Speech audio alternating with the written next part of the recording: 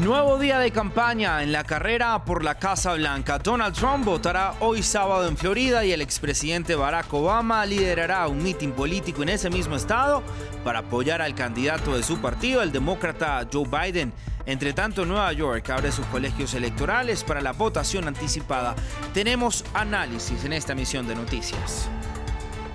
En Chile, los disturbios rompieron con el silencio electoral. Los enfrentamientos entre policías y manifestantes tuvieron lugar en Santiago a un día del plebiscito constitucional en el que los chilenos decidirán si redactan o no una nueva constitución que sustituya a la heredada por la dictadura de Augusto Pinochet y señalada como el origen de las desigualdades en el país. Países europeos avanzan hacia toques de queda en un intento para evitar nuevos confinamientos generales. El viejo continente enfrenta su segunda ola de contagios y los gobiernos se ven obligados a tomar medidas para frenar la expansión del virus. Entre tanto, el presidente de Polonia, Andrzej Duda, anunció que dio positivo para la enfermedad. Muy buen día, gracias por continuar con nosotros en France 24. Soy Raúl Blanco, un gusto saludarlos. Comenzamos este informativo en Estados Unidos, donde hoy se espera que el presidente y candidato a la reelección, Donald Trump, emita su voto en el estado de Florida, mientras que el expresidente Barack Obama realizará un mitin político en el mismo estado en apoyo al candidato de su partido a la presidencia, Joe Biden. Entre tanto, los neoyorquinos pueden votar anticipadamente en 280 lugares de votación en todo el estado desde hoy, desde hoy, 24 de octubre, hasta el próximo 1 de noviembre. Más de 50 millones de electores ya han votado anticipadamente, de acuerdo con este conteo realizado por la Universidad de Florida, de lo que representa un poco más del 22% de los electores. La cifra supera el total de los votos emitidos en forma anticipada en 2016, que sumaron en ese entonces 47 millones según el grupo de monitoreo de esta universidad. Para ampliar esta información, saludo en este momento a Ernesto Castañeda, docente e investigador social de American University. Profesor, gracias por estar con nosotros. Buen día. Lo que va corrido de la votación anticipada este año supera ya por millones al total registrado en 2016. ¿Qué lectura se le puede dar a esta información y a qué se debe que más personas estén interesadas en votar?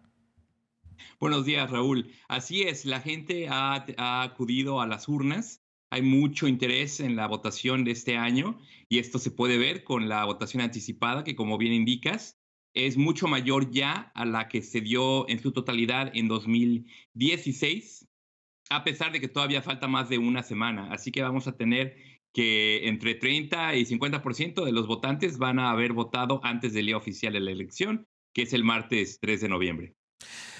Profesor, los sondeos le dan la ventaja al demócrata Joe Biden. ¿Estas cifras a favor de Biden se podrían interpretar ya como una proyección para el día de las elecciones?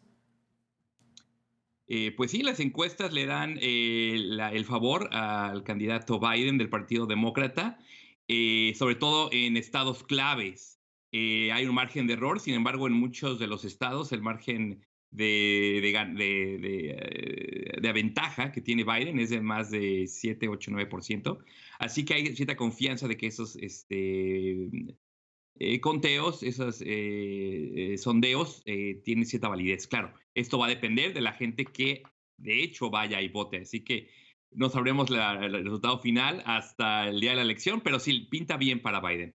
Ahora, ¿cómo quedan las denuncias que ha realizado el presidente Donald Trump sobre el posible fraude que se puede cometer en estas votaciones por correo? Al parecer, la población sí confía en esta modalidad de voto. Así es, en Estados Unidos hay mucha confianza en el sistema de correo público. La gente puede votar por correo, muy pocos de los votos se pierden. Sin embargo, ahora con estas dudas que ha levantado Trump, mucha gente se está presentando a votar adelantadamente, pero en persona, para evitar este posible retraso en el correo. La gente está votando en los estados que se puede en persona. Profesor, gracias por su tiempo y por estar con nosotros en France 24. Feliz día. Por primera vez en la historia de Chile, este domingo los ciudadanos decidirán si aprueban o no la redacción de una nueva constitución que reemplazaría la heredada de la dictadura de Augusto Pinochet. Sin un punto en común de acuerdo, varias manifestaciones se han reportado en Santiago y otras ciudades, desafiando el silencio electoral que rige previo al plebiscito. El informe es de Sebastián Espinosa. A pesar del silencio electoral, el ruido en las calles de Santiago cada vez toma más fuerza. A 2 días del plebiscito, cientos de personas rodearon el Palacio de la Moneda en medio de la pandemia del coronavirus para hacerse escuchar. Yo espero que ganemos, ojalá más del 70%, porque no es lo mismo ganar 60-40. Y también espero que sea una convención constitucional, porque en verdad es lo que merecemos. El domingo, los chilenos votan para aprobar o rechazar la redacción de una nueva constitución, redactada en 1980 bajo el régimen militar de Augusto Pinochet. Y cuando la gente quiere cambios se comporta y trata de que esos cambios sean importantes. Yo creo que vamos a ir muchos a votar y por fin vamos a terminar con esta constitución nefasta que nos dejó Pinochet.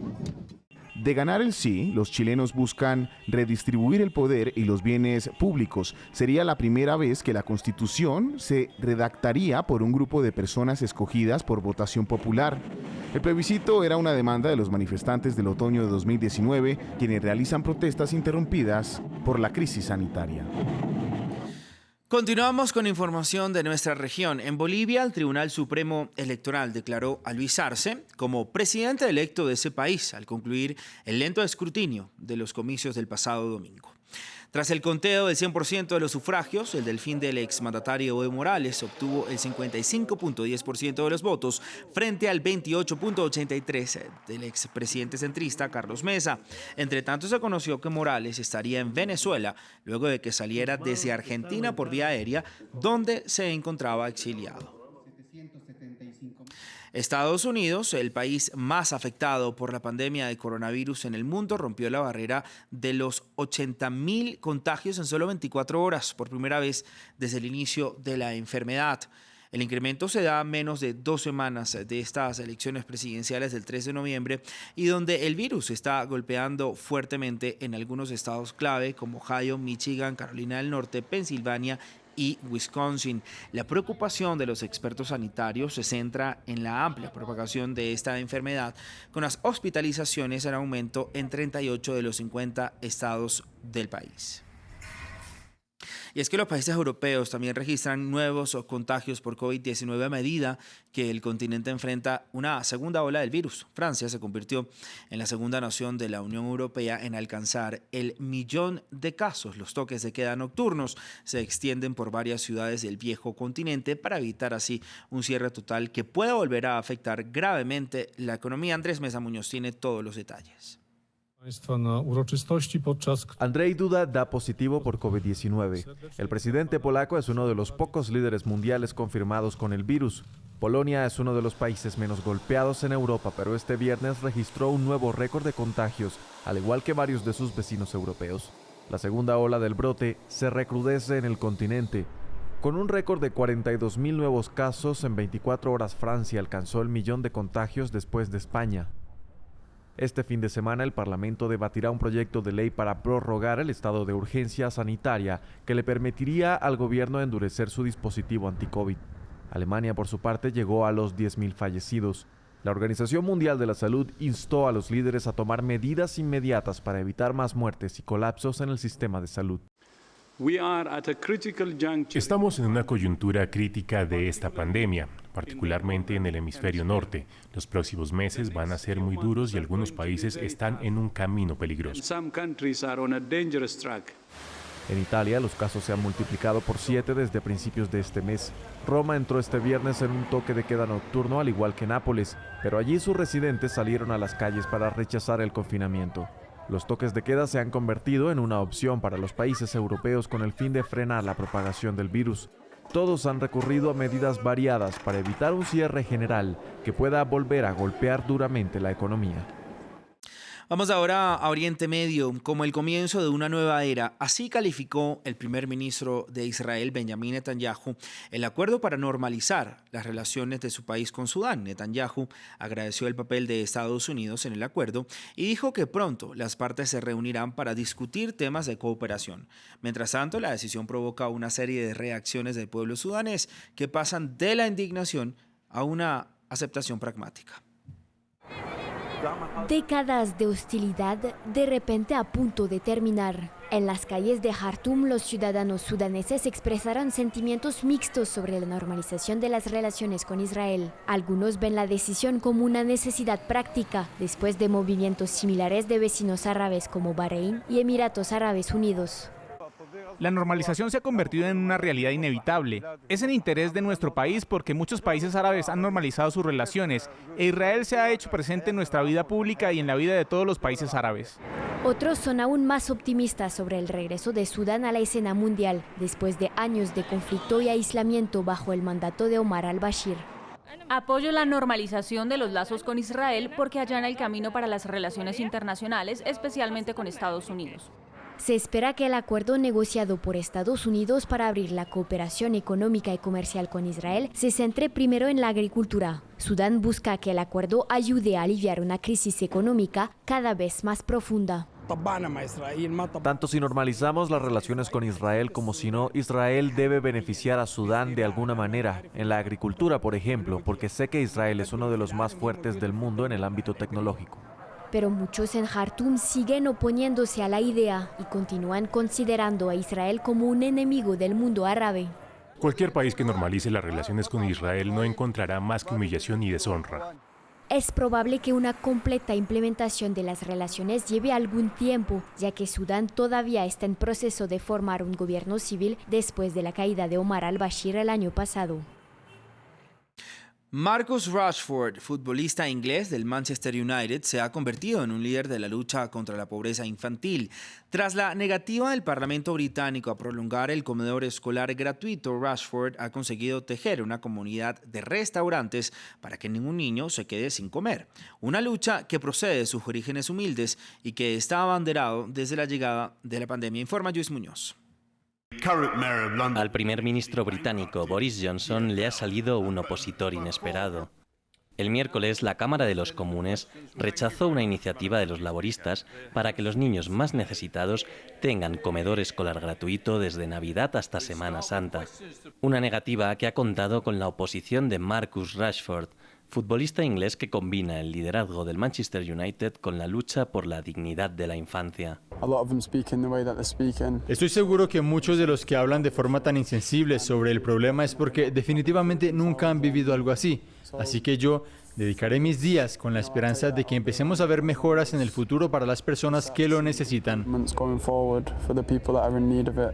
Tras recoger 300.000 firmas para exigir al gobierno que extienda las becas comedor, Rashford ha cambiado el 10 por el mono de trabajo y está ayudando en comedores benéficos. Él fue un estudiante becado y no quiere que ningún niño se quede sin comida.